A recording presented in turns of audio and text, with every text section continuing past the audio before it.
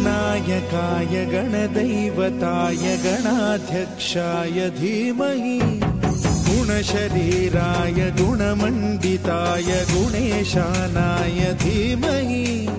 गुणातीताय गुणाधीशाय गुणप्रविष्टाय धीमहि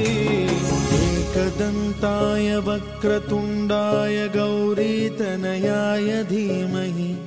गजेशानाय भालचन्द्राय श्रीगणेशाय धीमहि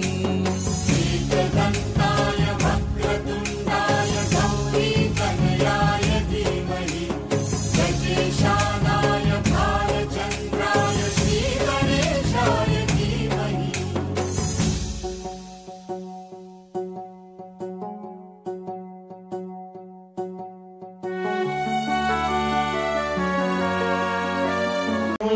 अवधाकारम् अवानुदानो शिष्यम् अवपश्चात्तात् अवपुरस्तात् अवोत्तरात्तात् अवदक्षिणात्तात् अवचूर्ध्वात्तात् अवाधरात्तात् सर्वतो मां पाहि पाहि समन्तात् त्वं वाङ्मयस्तं चिन्मयः त्वमानन्दमयस्तं ब्रह्ममयः तम सच्चिदानन्दाद्वितीयोऽसि त्वं प्रत्यक्षं ब्रह्मासि त्वं ज्ञानमय